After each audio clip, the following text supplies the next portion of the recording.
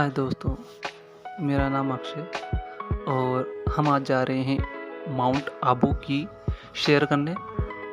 और वहाँ पर हम आपको दिखाएंगे गुरु शिखर की चोटी और माउंट आबू में जो हरी भरी जो पहाड़ियाँ हैं वो, और अचलेश्वर महादेव का मंदिर, नक्की झील और जो भी देखने योग्य स्थान है वो हम आपको दिखाएंगे। और तो चलते हैं, आइए।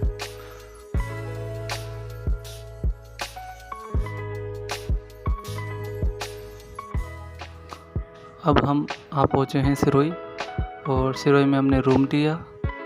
ये हमारा रूम है और यहाँ से जो आबू रोड है वो करीब 80 किलोमीटर दूर है, और 80 किलोमीटर से करीब 28 किलोमीटर दूर माउंट आबू स्थित है, जहाँ पर हम सुबह लेकर चलेंगे आपको। ओके।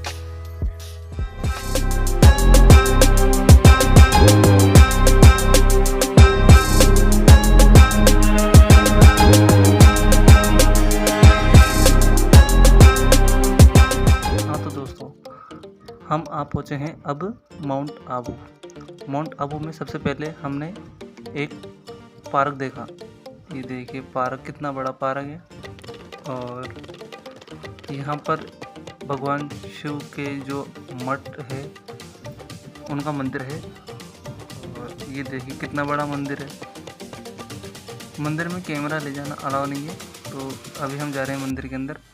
और ये देखिए सामने से नज़ारा, कितना प्यारा नज़ारा है और कितना खूबसूरत नज़ारा है।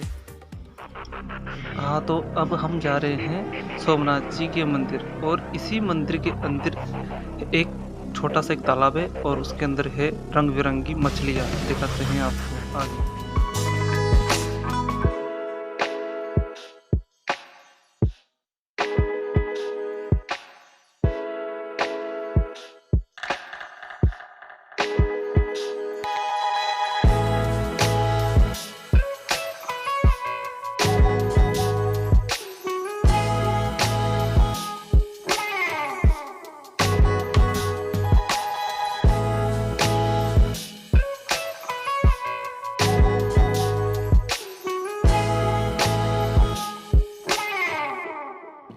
हाँ, तो दोस्तों अब हम जा रहे हैं भगवान शिव के ऐसे मंदिर में जहाँ पर होती है भगवान शिव के अंगूठे की पूजा।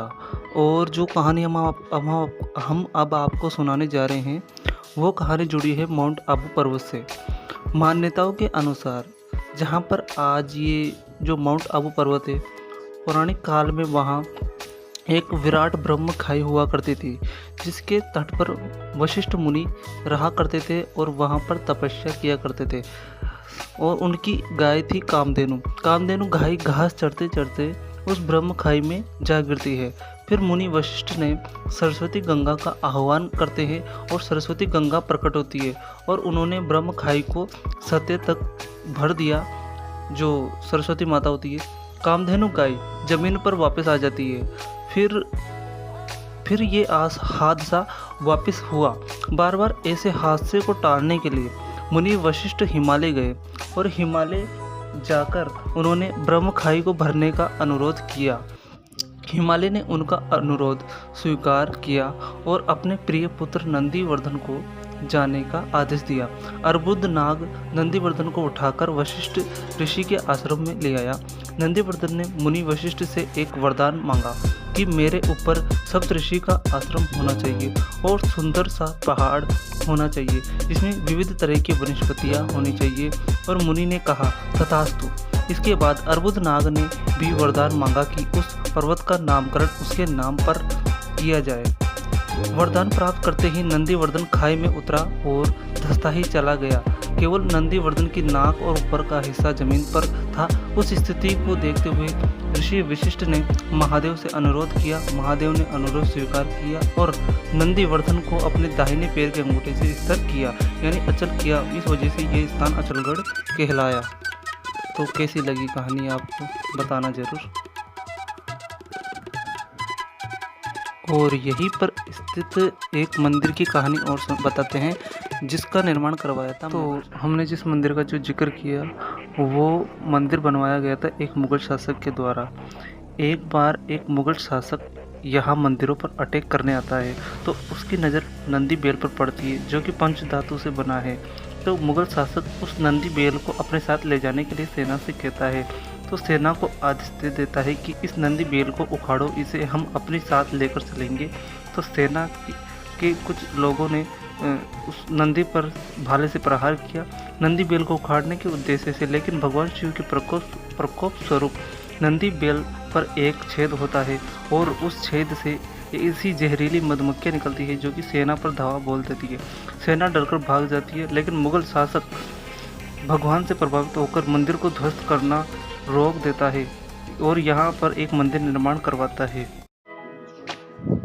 है दोस्तों, अब हम आपको लेकर चल रहे हैं अचलगढ़ फोर्ट और वही स्थान जहाँ पर प्राचीन काल में ऋषि मुनि तपस्या किया करते थे। और देखिए वही स्थान जहाँ पर सामने जहाँ पर ऋषि मुनि तपस्या किया करते थे, उनके जो मठ जो स्थान हुआ करते थे, वो इन स्थानों को यहाँ के लोगों के द्वारा बताया जा रहा है। और इधर सामने देखिए, ये सामने हम आपको जूम करके दिखाते हैं। ये देखिए, यह है अचलगढ़ फोर्ट, जिसे बनवाया गया था परमार शासकों के द्वारा और इसका पुनर्निर्माण करवाया गया था जो राणा कुंभा है उनके द्वारा इसका पुनर्निर्माण करवाया गया था 550 साल पहले। ये देखिए, ये मठ है। हाँ तो दोस्तों, अब हम आ पहुँचे हैं माउंट आबू की सबसे ऊंची चोटी गुरु शिखर, जो कि राजस्थान की सबसे ऊंची चोटी है, जिसकी ऊंचाई करीब 1722 मीटर है। तो अब हम आपको लेकर चलते हैं इसके ऊपर, जहाँ पर है दत्तात्रेय ऋषि का मंदिर और गुरु शिखर की सबसे ऊंची चोटी। आइए।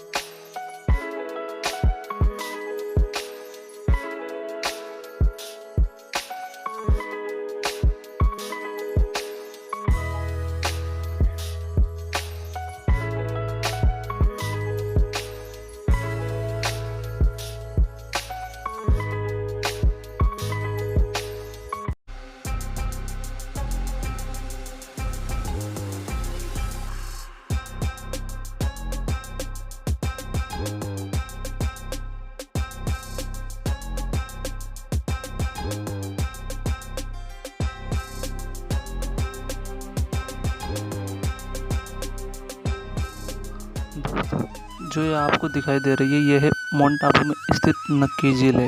इसका निर्माण कहते हैं कि देवताओं ने अपने नाखूनों से किया था। हुआ क्या, यहाँ पर एक कहानी जो कि काफ़ी प्रचलित है, वो थी यहाँ पर दो प्रेमी जोड़े हुआ करते थे, जिनका नाम था रसिया बालम और कुंवारी कन्या। कुंवारी कन्या की माँ ने रसिया बालम से शर्त रखी विवाह के लिए कि अगर तू अपनी चिटकी अंगुली से अगर एक झील खोद देगा तो मैं तेरी शादी जो कुंवारी कन्या है उससे करवा दूंगी। पर उसमें भी एक और शर्त रखी कि जो तुझे ये झील है वो सुबह मुर्गा बोलने से पहले खोदनी होगी। तो रसिया बालम जो होते हैं वो देवताओं के साथ मिलकर अब चिटकी अंगुली से कहते हैं कि उन्होंने एक झील खोदी, उसका नाम नक्की झील था। और पर इसमें क्या हुआ कि जो कुंवारी कन्या की जो माँ थी उसने धोखा कर लिया। उसने स्वयं ही मुर्गा बनकर समय से पहले बोल जाती है और झील को खोदने से पहले बोल जाती है। इस कारण जो कहते हैं कि जो रसिया बालम है और जो कुंवारी कन्या है उनको मिलने नहीं दिया था। ये थी जो नक्की झील की जो कहानी है, जो हमें यहाँ के लोगों से सुनने को मिली। ठीक।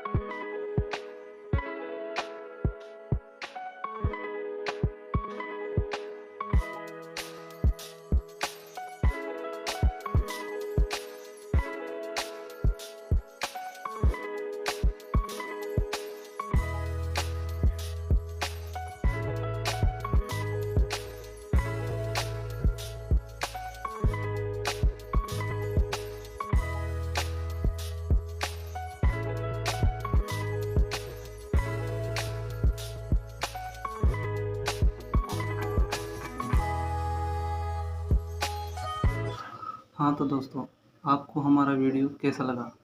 वीडियो अच्छा लगा हो तो वीडियो को लाइक करें, शेयर करें और हमारे चैनल को सब्सक्राइब करें। धन्यवाद।